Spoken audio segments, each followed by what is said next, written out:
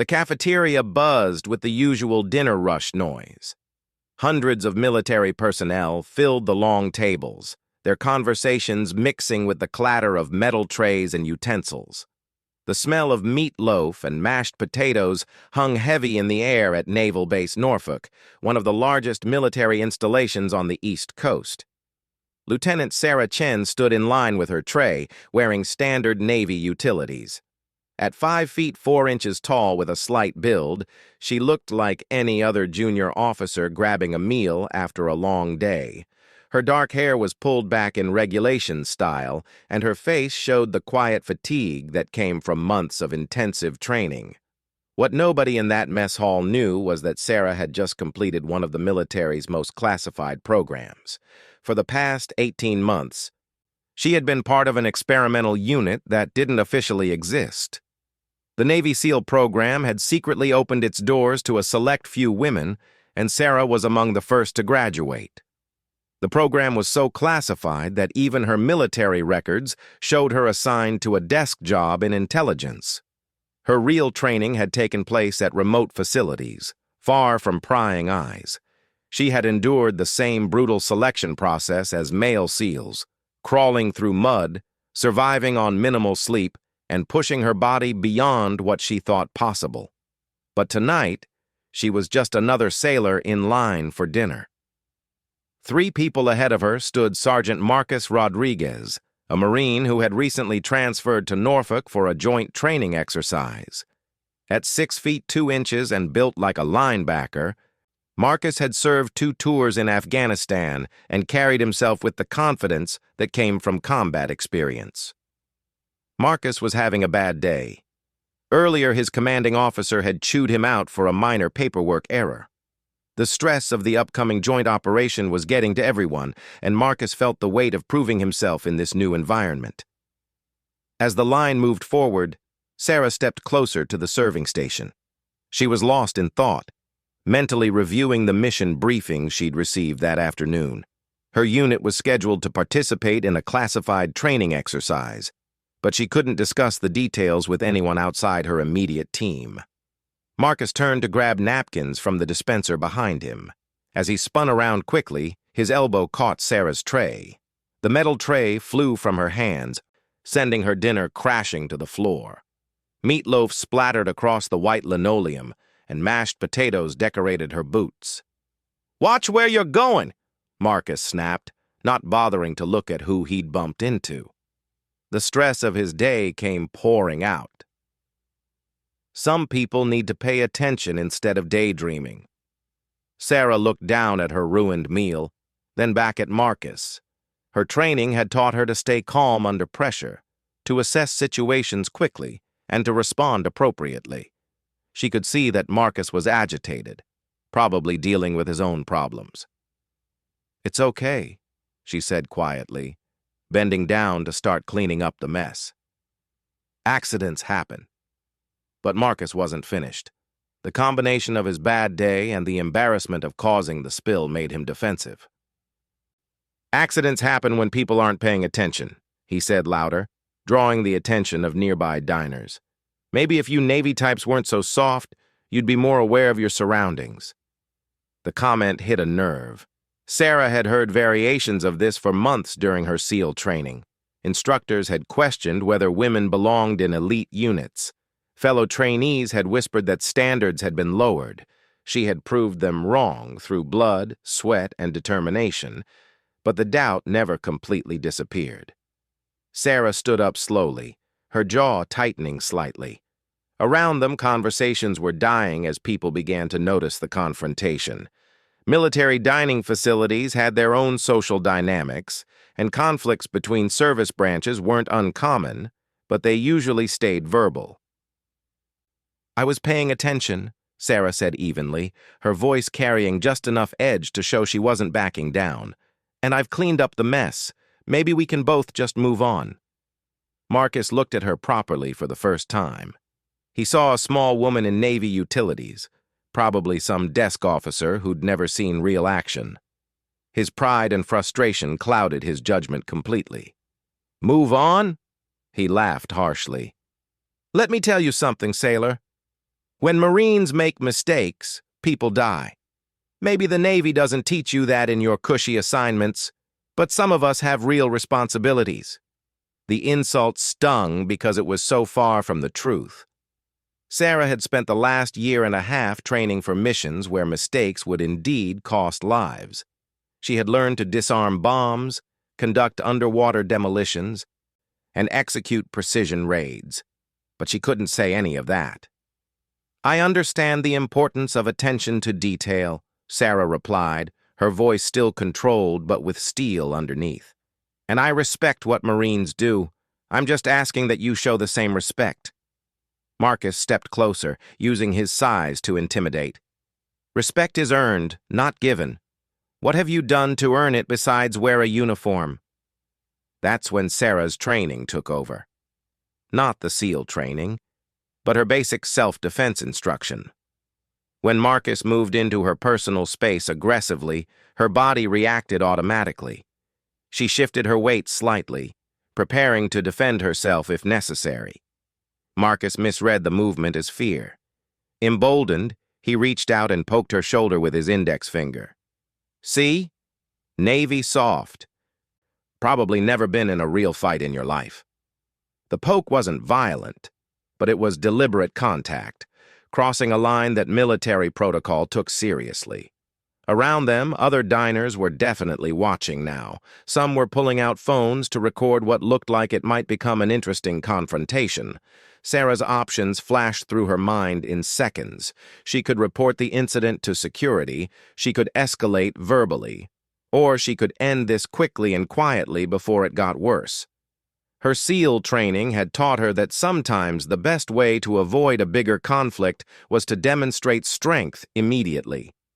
"Don't touch me again," she said clearly, loud enough for witnesses to hear.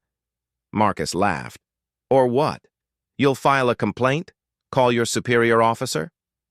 He reached out to poke her shoulder again, this time harder. Sarah caught his wrist mid-motion. Her grip was firm but not aggressive, just enough to stop the contact. "I asked you politely to stop," she said. Marcus tried to pull his wrist free and found that Sarah's grip was surprisingly strong. Embarrassed that a small woman was restraining him, he jerked harder and lost his balance slightly. "Let go of me," he demanded. "When you back up and calm down," Sarah replied. That's when Marcus made his biggest mistake of the evening. Feeling humiliated in front of an audience, he raised his free hand and slapped Sarah across the face. The sound echoed through the suddenly quiet mess hall. Sarah's head snapped to the side from the force, and her cheek immediately began to redden. For a moment, everything was completely silent, except for the humming of the refrigeration units. Sarah turned her head back slowly to look at Marcus. Her expression was calm, almost eerily so, but something had changed in her eyes. The softness was gone, replaced by the cold focus that her instructors had spent months drilling into her. "You should not have done that," she said quietly. Marcus realized he had crossed a serious line. Striking another service member was a court-martial offense, but his pride wouldn't let him back down now, especially not in front of all these witnesses. "What are you going to do about it?" he challenged. Sarah released his wrist and stepped back. Marcus thought she was retreating, but she was actually creating space for what came next. In one fluid motion, Sarah grabbed Marcus's extended arm, pivoted on her heel, and used his own momentum against him. The move was textbook martial arts, something that looked simple but required perfect timing and technique. Marcus found himself airborne for a brief moment before crashing into the nearest table. Trays and dishes went flying as he landed hard on his back, completely winded. The entire sequence took less than 3 seconds. The mess hall erupted in shouts and scrambling as people tried to get clear of the confrontation. Some diners fled toward the exits while others pressed closer to see what was happening. The duty officer on shift was already reaching for his radio to call security. Marcus lay on the table, struggling to catch his breath and understand what had just happened. One moment he had been dominating the situation, the next he was flat on his back with his ribs aching and his pride shattered. Sarah stood over him, not threatening but clearly ready if he tried to continue the fight. "Stay down," she advised. "This doesn't have to get worse." But Marcus's judgment was completely gone now. The humiliation of being thrown by someone half his size in front of dozens of witnesses made him desperate to salvage his reputation. He rolled off the table and charged at Sarah with a roar of anger. What happened next would be talked about in barracks and officer clubs for months afterward. Sarah didn't just defend herself. She systematically dismantled Marcus's attack with a precision that left no doubt about her training level. She sidestepped his charge and struck his knee with a targeted kick that sent him stumbling. As he tried to regain his balance, she moved behind him and applied a blood choke that cut off circulation to his brain. Marcus thrashed for a few seconds before going limp in her arms. Sarah lowered him gently to the floor as security personnel finally arrived on the scene. The entire fight had lasted less than a minute, but it would have consequences that rippled through the military hierarchy for weeks to come. As the military police surrounded the scene, Sarah knelt beside Marcus to check his pulse and make sure he was breathing properly. Her medical training kicked in automatically, overriding any anger she might have felt about being struck. "He'll be fine," she told the arriving medics. "Just unconscious. Should wake up in a few minutes." The security chief, Master Chief Petty Officer Johnson, looked from the unconscious Marine to the small Navy officer who had apparently single-handedly ended a fight with a man twice her size. "Ma'am, I'm going to need you to come with me," he said professionally. "We'll need to get statements from everyone involved." Sarah nodded and followed him toward the exit, aware that dozens of eyes were tracking her every movement. Phone cameras were definitely recording now, and she knew that videos of the incident would be circulating within hours. As they walked past the crowd of onlookers, Sarah heard the whispered comments and speculation. Most people were simply shocked by what they'd witnessed. A few seemed impressed. Others were clearly skeptical, wondering if there was more to the story than they'd seen. What none of them realized was that they had just witnessed something that wasn't supposed to be possible.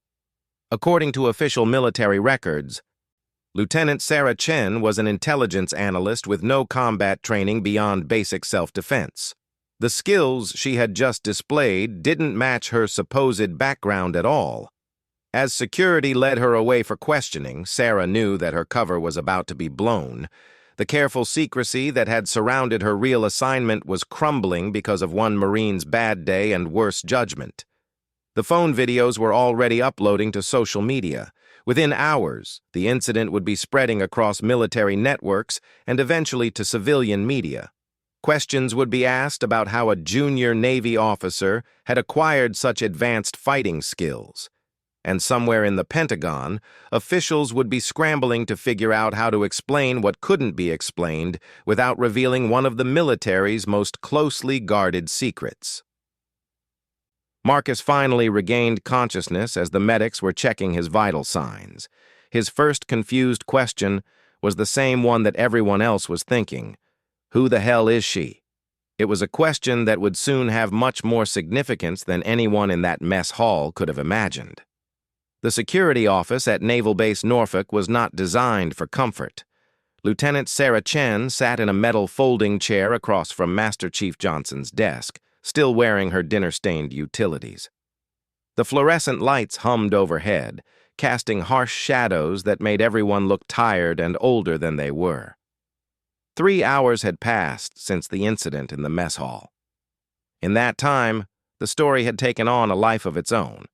The initial phone videos had been posted to various social media platforms, each with increasingly dramatic titles.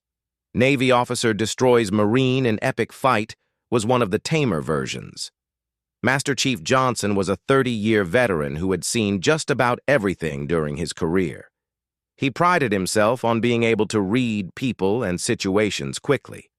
But Lieutenant Chen was proving to be a puzzle he couldn't solve. Her military record was straightforward enough. Graduated from the Naval Academy with honors, commissioned as an intelligence officer, completed various training schools, currently assigned to the Intelligence Analysis Division. On paper, she was exactly what she appeared to be: a smart, dedicated officer with no unusual background.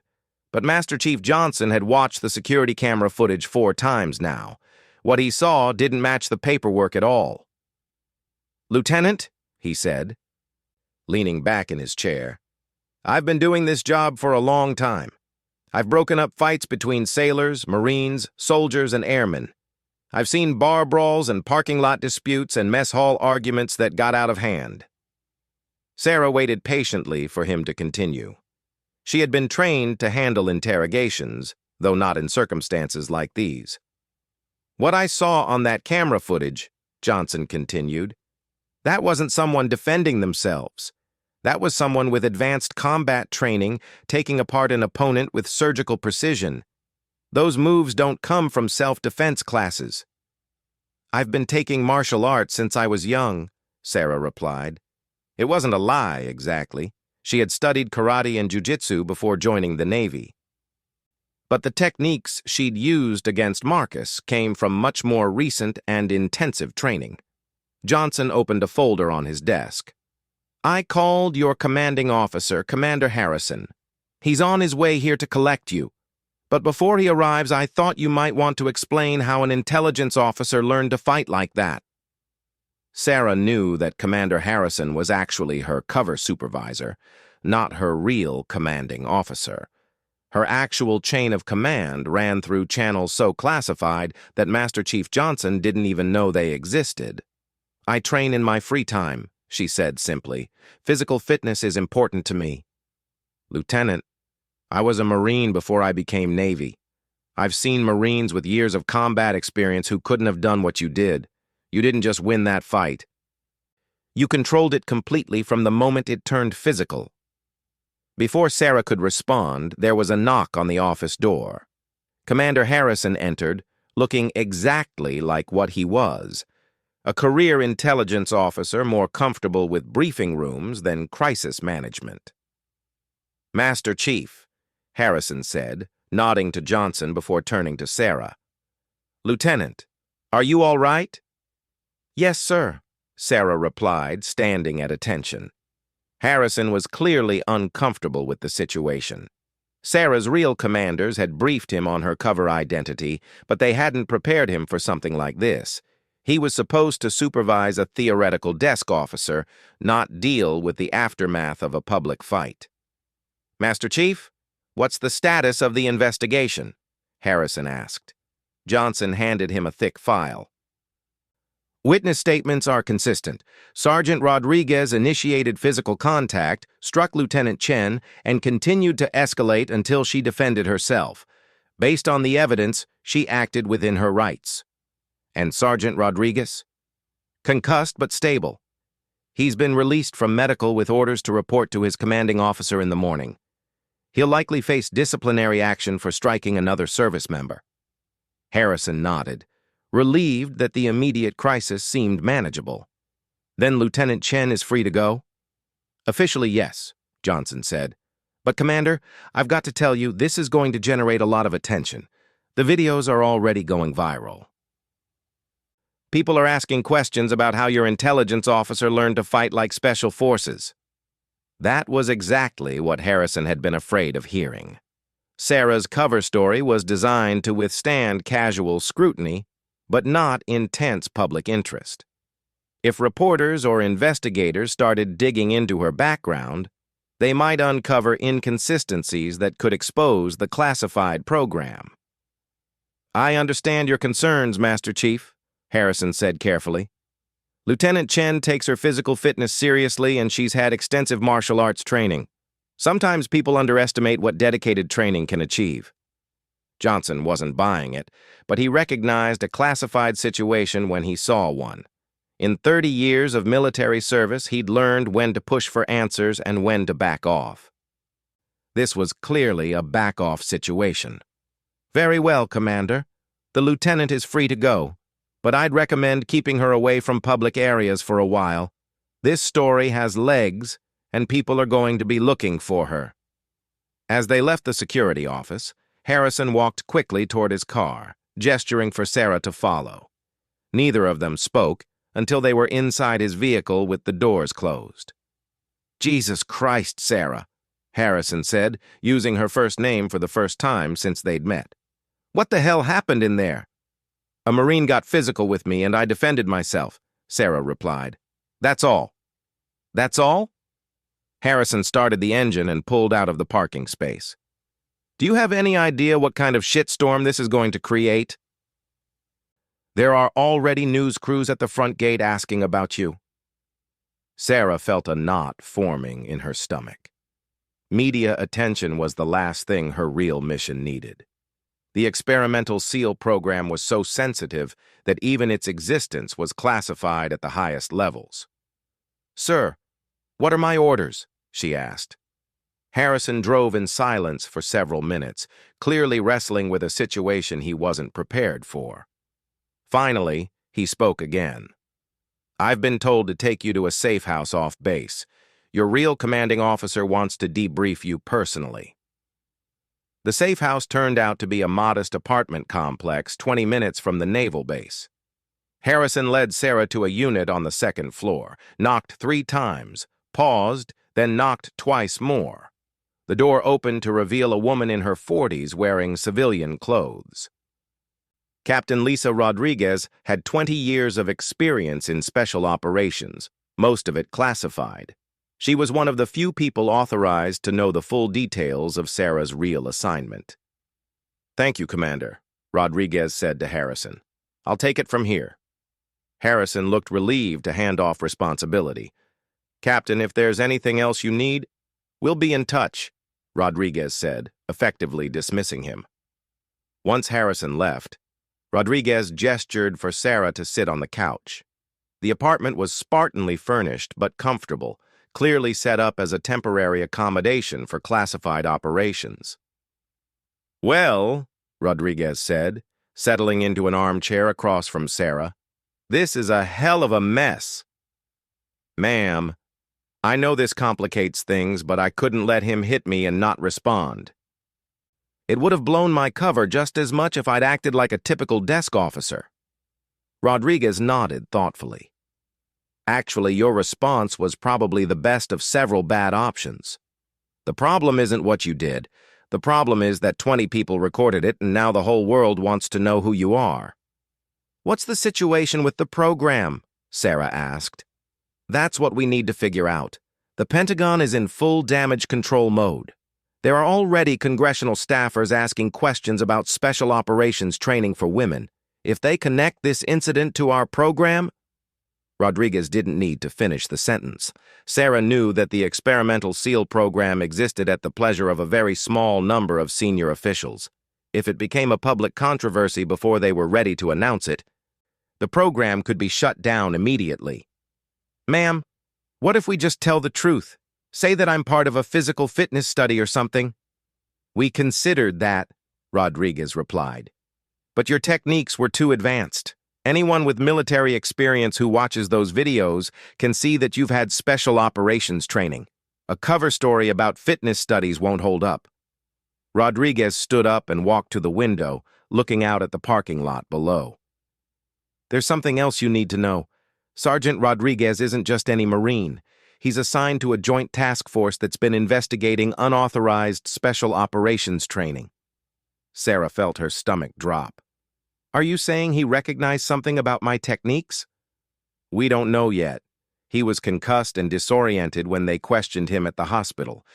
But if he was already looking for evidence of unauthorized training programs, tonight's incident might have given him exactly what he was searching for." The irony of the situation wasn't lost on Sarah. She had spent months training in complete secrecy, hidden from the military bureaucracy and congressional oversight. Now, because of a random encounter in a mess hall, her cover might be blown by the very person whose job it was to uncover programs like hers. "What happens now?" Sarah asked. Rodriguez returned to her chair. "That depends on how quickly we can contain this. The official story is that you're an intelligence officer with extensive martial arts training. We've already had your academy records modified to show participation in various combat sports programs." "Modified how?" Let's just say that your file now shows a more extensive athletic background than it did this morning. If anyone checks, they'll find records of karate competitions, jiu-jitsu tournaments, and military combat training that explains your skills. Sarah was impressed, despite herself. The speed and thoroughness of the cover-up showed just how much the military valued her program, but it also showed how vulnerable the whole operation was to exposure. "Captain, what about my team? Are they safe?" "For now. But that could change quickly if this story keeps growing. The media is already digging into your background. So far, they're finding what we want them to find. But if someone gets suspicious enough to look deeper..." Rodriguez's phone buzzed with an incoming text message. She read it quickly, and her expression darkened. "What is it?" Sarah asked. "Sergeant Rodriguez is being discharged from the hospital. He's requested a meeting with his commanding officer first thing in the morning. He says he has important information about tonight's incident." The two women sat in silence for a moment, both understanding the implications. If Rodriguez had recognized something about Sarah's training, if he connected her techniques to special operations programs he was investigating, the entire experimental SEAL program could be exposed within hours. "Ma'am, maybe I should disappear for a while, transfer to another base, take leave, something to let this blow over." Rodriguez shook her head. "Running would just confirm that there's something to hide. No, we're going to stick with the cover story and hope it holds. But Sarah, you need to understand something. If this program gets exposed because of tonight, there are going to be consequences. Political consequences, career consequences, and consequences for every woman who might follow in your footsteps." The weight of that responsibility settled on Sarah's shoulders. She had joined the program to prove that women could handle the same challenges as men. Now, because of one moment of anger and bad judgment from a Marine she'd never met before, everything she and her teammates had worked for was in jeopardy. "What do you need me to do?" she asked. "Go home. Act normal. If anyone approaches you about the incident, refer them to your commanding officer. Don't give interviews, don't answer questions, and for God's sake, don't demonstrate any more fighting techniques." Rodriguez walked Sarah to the door. "There's one more thing. We're moving up the timeline for your next mission. If we're going to extract value from this program before it potentially gets shut down, we need to do it quickly." "What's the mission?" "I'll brief you tomorrow. But Sarah, this could be your team's only chance to prove what you're capable of in a real operational environment. No pressure, but the future of women in special operations might depend on how well you perform." As Sarah drove home to her small apartment off base, she reflected on how quickly her life had changed. This morning, she had been an anonymous member of a secret program, training for missions that might never come. Tonight, she was the subject of viral videos and media speculation, with the future of her entire program hanging in the balance. Her phone had been buzzing constantly with calls and messages from people who had seen the videos. Friends from the Naval Academy, former classmates, even family members were reaching out with questions and congratulations. She had ignored them all, following Rodriguez's instructions to maintain radio silence. But as she pulled into her parking space, Sarah noticed a familiar car waiting under the streetlight. Sergeant Marcus Rodriguez was leaning against his vehicle, apparently recovered from his concussion and waiting for her to come home. Their eyes met across the parking lot, and Sarah realized that the real confrontation was just beginning. Sarah Chen sat in her car for a long moment, studying Marcus Rodriguez through the windshield. The Marine stood under the streetlight, no longer the aggressive figure from the mess hall. His posture was different now, less confrontational, but there was something else in his stance that made Sarah cautious about approaching him. Finally, she stepped out of her car and walked slowly toward her apartment building entrance. Marcus straightened up as she approached, but made no move to block her path. "Lieutenant Chen," he said, his voice carefully neutral. "Could I have a word with you?" Sarah stopped about 10 feet away from him, maintaining a safe distance. "Sergeant Rodriguez, how are you feeling?" Embarrassed, Marcus replied honestly. And confused. I've been thinking about what happened tonight, and I owe you an apology. Sarah studied his face, looking for signs of deception or continued hostility. What she saw instead was genuine remorse mixed with something else she couldn't quite identify. Apology accepted, she said simply. We both had a difficult evening. Marcus shook his head. No, Lieutenant. What I did was wrong, and what you did was... He paused, searching for the right words. What you did was impossible. There it was. Sarah felt her heart rate increase slightly. I'm not sure what you mean. I've been a Marine for 8 years, Marcus continued. I've trained with some of the best fighters in the military. I've been in combat situations where knowing how to fight meant the difference between life and death. What you did to me tonight shouldn't have been possible. Sarah remained silent, waiting to see where this conversation was heading. I've been assigned to investigate reports of unauthorized special operations training, Marcus said, confirming Sarah's worst fears. Training that's happening outside official channels, possibly involving personnel who aren't supposed to have access to advanced combat techniques. Sergeant, I train in martial arts in my spare time, that's all. Marcus pulled out his phone and showed Sarah one of the videos from the mess hall. Lieutenant, I've watched this footage 20 times. Those aren't martial arts moves. That's military close-quarters combat training, specifically techniques that are only taught to Special Forces personnel. Sarah knew she was in dangerous territory now. Every word she said could either help maintain her cover or expose the entire program. I'm not sure what you think you see in that video. I see someone who's been trained to neutralize threats efficiently and professionally, Marcus replied. I see someone who applied a blood choke with the precision of a special operations soldier. I see someone whose official military record doesn't match their demonstrated capabilities. The two of them stood in silence under the streetlight, both understanding that they had reached a critical moment. Sarah's training had prepared her for many scenarios, but not for being confronted by an investigator who had personally experienced her capabilities. What do you want from me, Sergeant?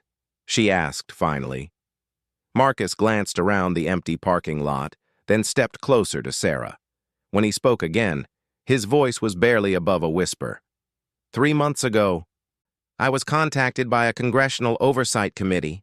They've been receiving reports about unauthorized training programs, specifically programs involving women in combat roles that haven't been officially approved. Sarah's blood ran cold, but she kept her expression neutral. The committee asked me to investigate because I have experience with joint operations and access to personnel from all service branches, Marcus continued. What happened tonight wasn't random, Lieutenant. I've been watching you for 2 weeks. Watching me? Sarah couldn't hide her surprise. Your cover story is good, Marcus admitted. Your official records show you as an intelligence officer with standard training. But there were inconsistencies, small things that individually meant nothing, but together painted a picture of someone who wasn't what they claimed to be. Marcus pulled out a small notebook and flipped through several pages. You signed up for advanced physical training courses that aren't usually available to intelligence officers. You requested access to weapons training facilities beyond what your job requires. You've been seen entering and leaving buildings that house special operations planning departments. Sarah realized that her careful operational security had been compromised without her knowledge. The very precautions meant to protect the program had actually created a pattern that someone with investigative training could follow. But what I saw tonight changed everything, Marcus continued. I came to that mess hall specifically to observe you in an uncontrolled environment.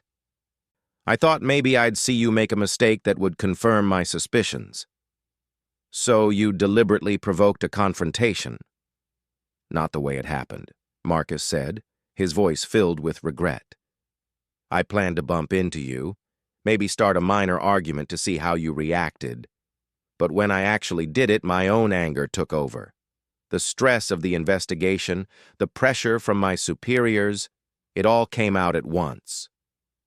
Sarah began to understand the full complexity of the situation. You struck me because you were frustrated with your investigation, not because you were angry about the spilled food. That's right. And when you defended yourself, you gave me more evidence than months of surveillance had provided. Marcus closed his notebook and looked directly at Sarah. Lieutenant, I know you're part of something classified. Something involving women in special operations roles. There was no point in denying it anymore. Sarah's cover was blown, and the only question now was how much damage Marcus could do to the program. "What are you going to do with that information?" she asked. Marcus was quiet for a long moment, apparently wrestling with his own decision. "That's what I came here to figure out." "What do you mean?" "Lieutenant, I need to tell you something about why I was assigned to this investigation." Marcus sat down on a nearby bench, suddenly looking exhausted. 3 years ago, my unit was pinned down by enemy fire in Afghanistan. We were outnumbered and low on ammunition. A Navy corpsman named Jennifer Walsh crawled 50 yards under fire to reach our position and treat our wounded. Sarah listened intently as Marcus continued his story. Walsh saved 3 Marines that day, including me. She carried a wounded soldier twice her size to safety while bullets were flying over her head. When it was over, my commanding officer wrote her up for a commendation, but it was downgraded because some brass didn't think women should receive combat awards. The pain in Marcus's voice was evident. I've been thinking about that day ever since tonight happened. Jennifer Walsh proved she belonged in combat, but the military wasn't ready to acknowledge it. Maybe they still aren't.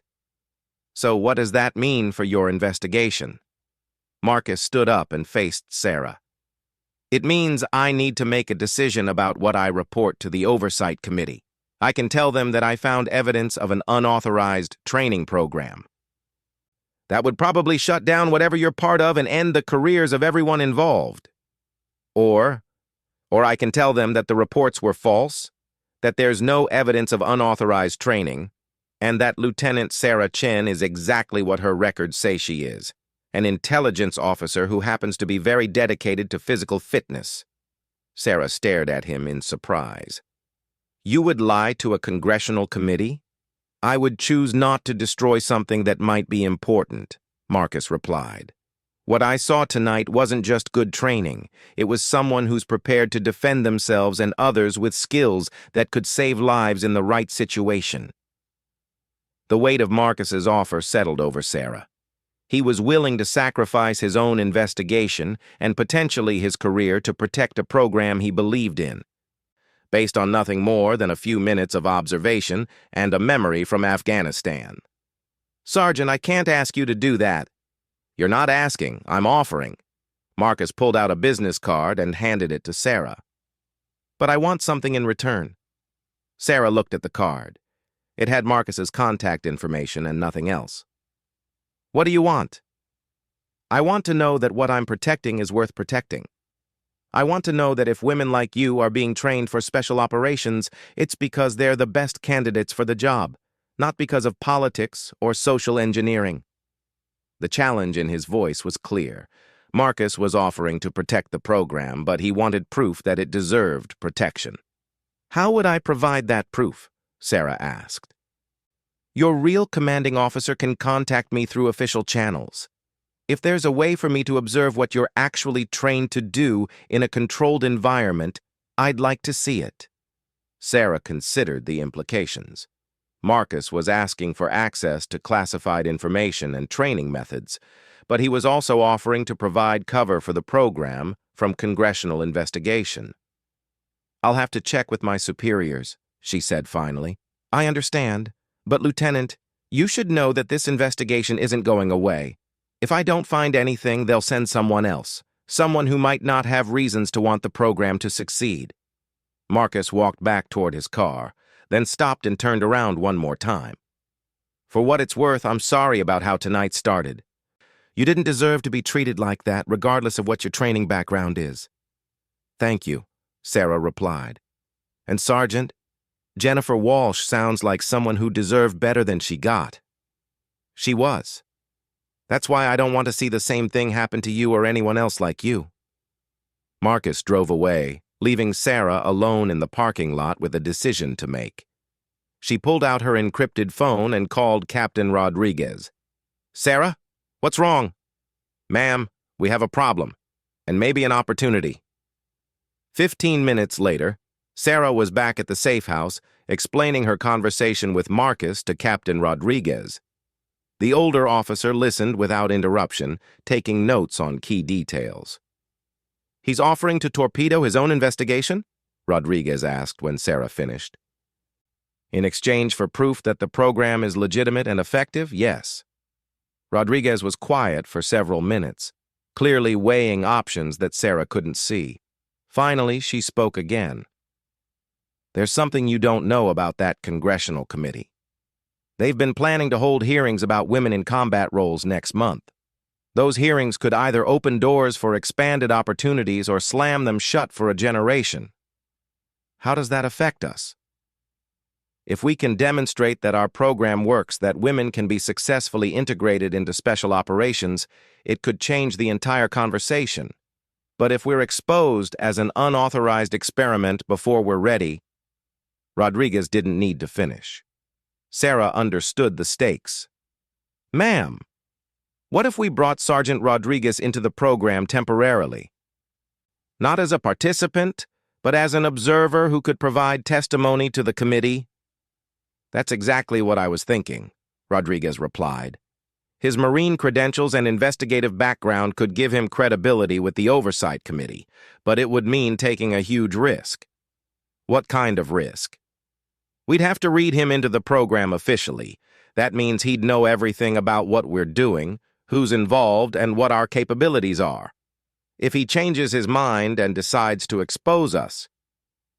Sarah thought about her conversation with Marcus, about the pain in his voice when he talked about Jennifer Walsh, about his willingness to sacrifice his own investigation for something he believed in. "Captain, I think he's someone we can trust." Rodriguez nodded slowly. "I hope you're right, because I'm going to recommend that we bring him in as a program observer. The Pentagon has been looking for ways to prepare for those congressional hearings. Having a Marine investigator vouch for our legitimacy might be exactly what we need." 2 weeks later, Sarah stood on the deck of a Navy destroyer, watching the sun rise over the Atlantic Ocean. Beside her, Marcus Rodriguez was suited up in borrowed tactical gear, preparing to observe the first official mission of the experimental Women's SEAL program. The mission was a training exercise, but one that would demonstrate every skill the women had learned during their months of classified preparation. Marcus would watch them conduct underwater demolitions, execute precision raids, and coordinate with conventional forces in complex scenarios. "Nervous?" Sarah asked him. "Terrified," Marcus admitted. "If this goes wrong, both our careers are finished." "And if it goes right?" Marcus looked out at the ocean, where other members of Sarah's team were preparing for their demonstration. "If it goes right, maybe Jennifer Walsh didn't die for nothing. Maybe women like you will get the respect and opportunities you've earned." 6 months later, Sergeant Marcus Rodriguez sat at a witness table in a congressional hearing room, facing a panel of senators and representatives. Behind him, the gallery was packed with reporters, military officials, and advocates on both sides of the women in combat debate. "Sergeant Rodriguez," the committee chairman said, "you've observed the Navy's experimental special operations program firsthand. In your professional opinion, are the women in this program capable of performing at the same level as their male counterparts?" Marcus looked back at the gallery, where Sarah Chen sat in her dress uniform, her Bronze Star medal visible on her chest. She had earned that medal during a classified mission 2 months earlier, leading a team that had rescued hostages from a terrorist compound. "Mr. Chairman," Marcus said clearly, Based on my observations and professional experience, the women in this program don't just perform at the same level as their male counterparts. In many cases, they perform better. The room erupted in shouts and applause from both supporters and opponents, but Marcus continued speaking over the noise. These women have proven themselves in training and in operational environments. They've earned the right to serve their country in whatever capacity their skills and dedication allow. Any questions about their abilities should be answered by their performance, not by assumptions about what women can or cannot do. Later that evening, Sarah and Marcus sat in a quiet restaurant near Capitol Hill, celebrating the successful hearing and the official authorization of the Women's SEAL program. "So what's next for you?" Marcus asked. "More training, more missions, hopefully helping to train the next group of women who want to try out for the program," Sarah replied. "What about you?" "I've been assigned to develop integration protocols for women in special operations across all service branches," Marcus said. "Turns out that investigation experience is useful for creating new programs, not just exposing unauthorized ones." They sat in comfortable silence for a moment, both reflecting on how far they had come since that confrontation in the mess hall. "You know," Sarah said finally, "I never thanked you properly for what you did. Protecting the program, testifying to Congress, putting your own career on the line." Marcus shook his head. "I should be thanking you. You showed me that my assumptions about what women could do were wrong. You and your teammates proved that skills and dedication matter more than gender. So what happens now? Now we make sure that no woman who has the desire and ability to serve in special operations is denied that opportunity because of outdated policies or prejudices," Marcus said. "We make sure that Jennifer Walsh's sacrifice means something." Sarah raised her glass in a toast. "To Jennifer Walsh, and to everyone who refuses to accept limitations that don't make sense." "To proving people wrong in the best possible way," Marcus replied, clinking his glass against hers. Outside the restaurant, the lights of Washington, D.C. twinkled in the darkness. In military bases around the world, women were training for missions that had been impossible just months earlier. The fight that had started in a mess hall had ended with the opening of doors that many thought would never open. But for Sarah Chen and Marcus Rodriguez, it wasn't really an ending at all. It was the beginning of a new chapter in military history, one that they had helped write together through conflict, understanding, and mutual respect. The Marine had struck her in the mess hall, not knowing she came from a secret Navy SEAL unit. But in the end, it was that very confrontation that had given both of them the opportunity to change everything for the better.